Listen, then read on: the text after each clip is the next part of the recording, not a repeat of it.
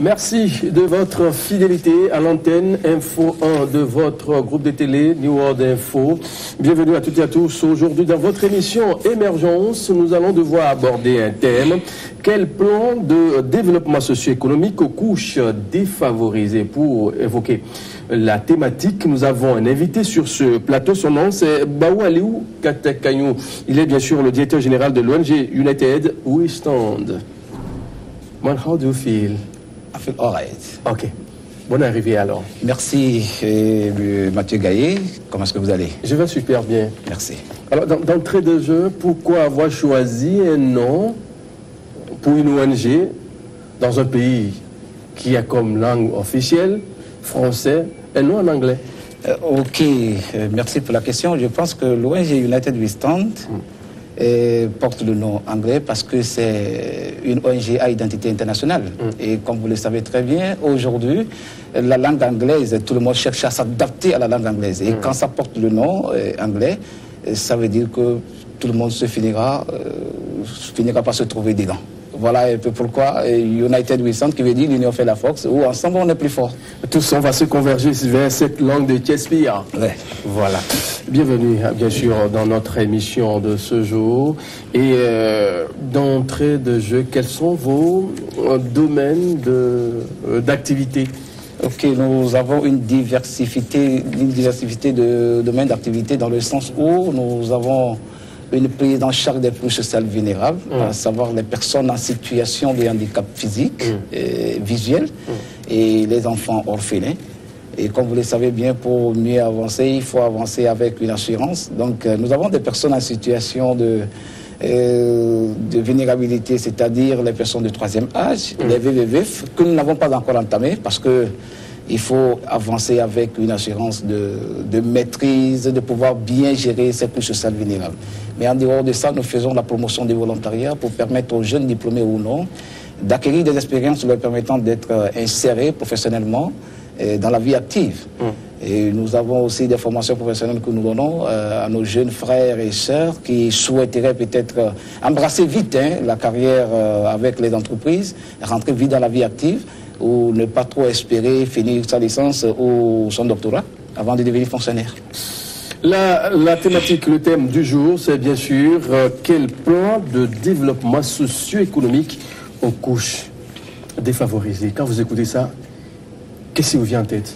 Oui, le plan, quand j'écoute ça tout de suite, ça veut dire tout simplement il faut avoir vraiment une vision figée sur ces couches défavorisées pour pouvoir parler du développement.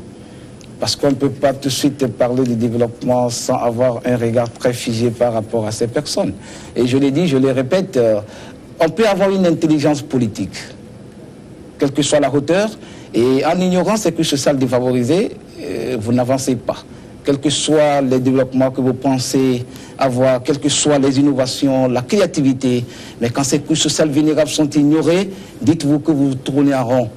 Quand un pays ignore complètement ces couches sociales vulnérables, elle essaie d'avancer, mais elle n'avance pas. Voilà. Alors, au jour d'aujourd'hui, vous travaillez tous les jours, vous êtes sur le terrain. Alors, quelles sont ces choses-là dont ils ont besoin, ces gens-là qui vivent dans cette merde de situation tous les jours? Quelles sont les choses dont elles ont besoin pour pouvoir évoluer? La chose la première que peut-être nous minimisons tous, c'est l'attention. L'attention? Oui. Ce n'est pas de l'argent? Non. Mais on a besoin de l'argent, certes. On a besoin quand même d'argent. Mais la première des choses que cette couche défavorisée en a besoin, c'est l'attention. Parce que vous prêtez attention à la personne, elle se dit tout de suite qu'elle est aussi valorisée. Vous imaginez une personne qui est en situation de handicap physique, qui passe et que difficilement même quelqu'un puisse lui dire bonjour, ou quelqu'un, en saluant quelqu'un, qu'on puisse l'accepter. En saluant quelqu'un, c'est comme s'il avait besoin de quémander. Et on est obligé de ne pas lui prêter attention. Il se sent vraiment délaissé. Il se sent vraiment hors de lui-même et il n'a plus envie. Ce n'est pas peut-être une question de culture ou de cette société dans laquelle nous nous retrouvons aujourd'hui, parce qu'on sait qu'aujourd'hui, quand on dit la personne est en situation de handicap, que ce soit visuel, auditif ou physique, tout cela, on se demande Voilà, c'est une question d'éducation et surtout de la culture. Oui, et disons que c'est pour cela que nous n'allons pas cesser de sensibiliser, parce que il faut toujours, c'est la culture. Mais la culture togolaise ne nous dit pas d'ignorer les autres.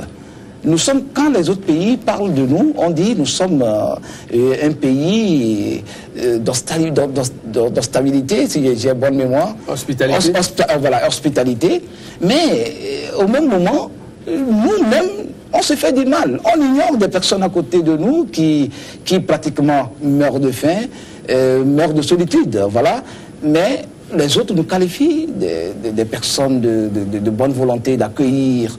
Alors, on dirait tout de suite que nous devons commencer à cultiver ça. Nous sommes bien reconnus par les autres, mais envers nous-mêmes, on n'est pas alors des personnes qui accueillent les autres, parce que les autres ne sont pas, ou n'ont pas les mêmes membres que nous, et ils ne voient pas les mêmes choses comme nous, ils ne peuvent pas faire comme nous, donc il faut le marginaliser, il faut complètement et laisser ça et accepter les autres, parce que la tension compte beaucoup avec les couches sociales vulnérables. C'est très très primordial par rapport à la tension.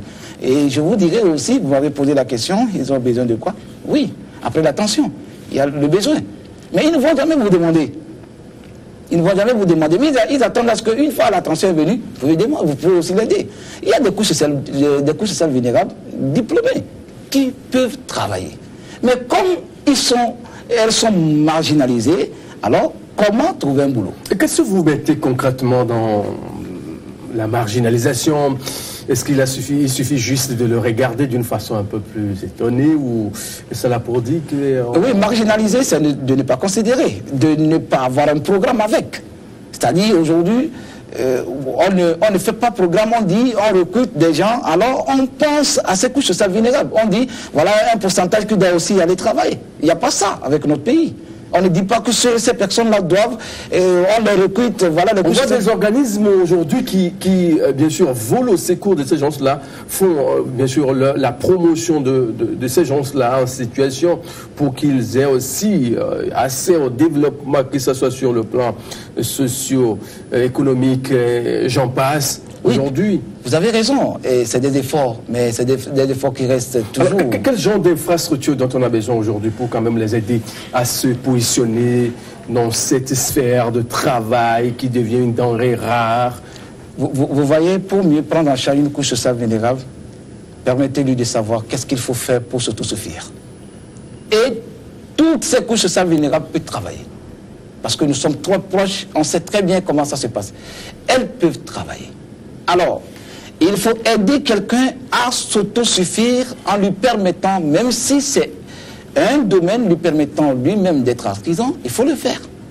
Et quand il gagne son pain, il n'a plus besoin de sortir sur la route et puis peut-être demander quelqu'un, j'ai besoin de 100 francs pour manger ou prendre la bouillie. Non, ce n'est pas une volonté pour une couche sociale vulnérable d'aller vers quelqu'un pour demander. Prenons les couches sociales vulnérables, les personnes en situation de handicap visuel. C'est des personnes arrogantes. Pourquoi?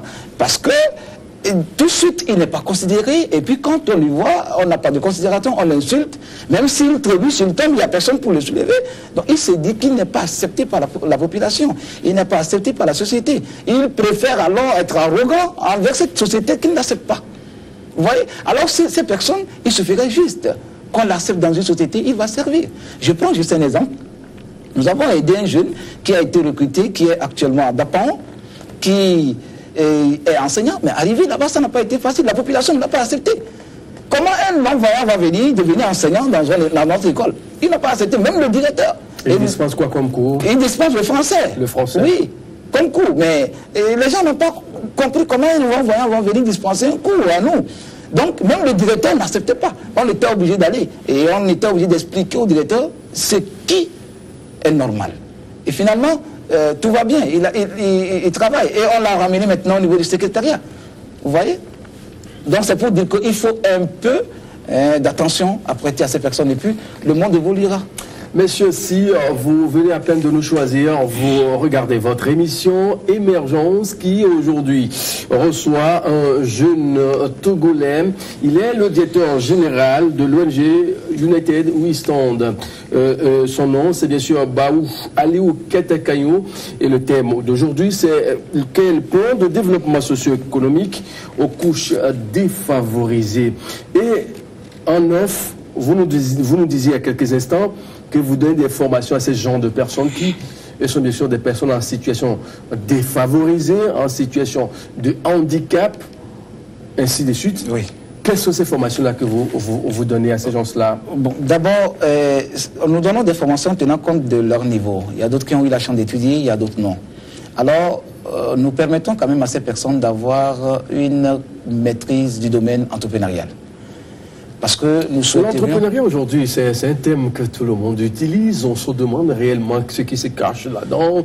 Qu'est-ce qu'on donne concrètement à cette jeune génération qui se cherche à se positionner sur le point du travail. On dit, ah mais il faut aller faire tel genre de formation. Concrètement, vous, à votre niveau, qu'est-ce qui se fait? Oui, à notre niveau, disons, ce qui se concerne l'entrepreneuriat, on ne peut pas entreprendre, on ne peut pas donner une formation entrepreneuriale à quelqu'un sans toucher son moi intérieur. Il faut le permettre de se découvrir. C'est quand on finit par se découvrir qu'on s'en rend compte qu'on peut le faire. Donc c'est différent d'enseignement. Alors ici, nous leur permettons de se découvrir et de savoir qu'ils ne doivent pas compter sur des gens pour avancer. Oui. Et une fois fait, nous, notre accompagnement, c'est peut-être de les accompagner avec des petits francs entrepreneuriales. Mais nous n'en avons pas, c'est ça aussi le petit souci. On donne vraiment la formation et nous restons toujours dans l'entente, ce qui est sûr, ça va finir par arriver, pour aussi les aider à avoir des petites entreprises où les mêmes personnes travaillent. Vous allez voir que c'est des personnes qui maîtrisent comment faire le domaine artisanal. C'est très facile pour eux. Il suffit de vous regarder faire, il maîtrise plus que vous. Il n'a pas besoin d'un grand temps. Alors, le sens est développé plus là-bas. Donc, nous faisons un effort à ce que ces personnes puissent avoir leur petit kiosque, même si c'est pour réparer, même si c'est pour tisser, ils le font. Et puis, voilà. Alors, Monsieur Katekayou, on va être un peu concret. Oui. Vous donnez quel genre de formation? Bon, nous ne donnons pas seulement la formation aux couches sociales vulnérables. Oui. Il y a aussi des personnes, des étudiants. Ce qui nous intéresse aujourd'hui, c'est la couche défavorisée. Oui, la couche défavorisée, il y a l'entrepreneuriat qui est là. Oui. Et nous avons même des personnes en situation de handicap visuel qui apprennent le journalisme chez nous. Le journalisme. Oui. Et c'est des personnes qui maîtrisent. Quand ils parlent, vous sentez un timbre vocal digne du nom en tant que journaliste. Donc, nous leur donnons cette formation en journalisme. Il y a aussi la gestion des ressources humaines. Il y a la caisse comptabilité. Il y a le marketing et puis communication des entreprises que nous donnons. Et toutes ces formations ne sont pas seulement destinées à ces couches sociales vulnérables, mais aussi à nos étudiants. Comment ça se fait concrètement, cet encadrement de cette couche-là, aujourd'hui, quand on dit peut-être que c'est un handicap visuel, oui. Comment vous l'encadrez à être un bon journaliste, à pouvoir écrire un conducteur d'antenne, à pouvoir bien sûr donner ses idées à travers la rédaction du papier pour pouvoir donner le meilleur de lui-même? Oui. Comment ça se fait l'encadrement? Oui, c'est des personnes, vous savez, ils écrivent avec le braille. Oui. Oui. Donc ils écrivent normalement comme vous le faites. Et quand il vient, il enlève son outil de braille. Il suffit de mettre la main et il lit tout. Tout ce que vous avez écrit et vous lisez, lui aussi lit et il écrit et puis il lit. Il suffit de mettre la main. Avec la main, il lit tout. Et puis, s'il faut faire le journalisme, comme vous le faites, vous maîtrisez des choses. Vous mémorisez aussi. Et vous jetez le coup d'œil. C'est pareil ce qu'il fait là. Lui, il ne va pas jeter le coup d'œil, mais lui, il lit avec son doigt. Lui, c'est son doigt et il parle mentalement et puis le doigt. Voilà un peu les deux. Donc, c'est des personnes qui maîtrisent comme nous aussi, nous maîtrisons. On a vu l'État à travers le ministère de l'Action sociale qui vole bien sûr au secours de cette couche-là aujourd'hui sur le terrain. Ce qui veut dire que vous travaillez toujours en aparté ou avec les institutions étatiques de la place? Non, ça ne serait pas bien de travailler en solo. Il faut travailler avec les institutions étatiques. C'est vrai que des fois, on sent cette distance-là qui se crée entre les ONG qui, surtout, prennent en charge des couches sociales vulnérables. Ça devient comme si c'était, alors, je dirais, un conflit ou une concurrence. Non. Mais avec l'État, par exemple, il n'y a pas ça. Nous avons adressé notre lettre de partenariat au ministère depuis 2017. Et voilà, et puis tout ce que nous faisons, ils sont au courant, nos rapports sont reconnus. Voilà, sinon on ne peut pas travailler seul. C'est eux qui maîtrisent d'ailleurs la chose. Et c'est eux qui savent un peu comment alors accompagner un enfant orphelin, par exemple. Quel est l'état des lieux aujourd'hui quand on parle de cette couche défavorisée aujourd'hui? Comment ça se présente, ce tableau-là? Non, le tableau est bas.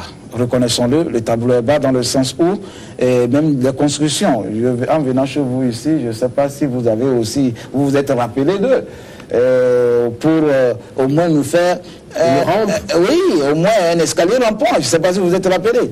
Mais disons que c'est comme ça un peu partout. Il faut se rappeler de ces couches sociales vulnérables. Même d'abord, en construisant, rappelons-nous que nous avons des couches sociales vulnérables, des personnes en situation de handicap qui peuvent aussi nous rendre visite, parce que c'est leur droit.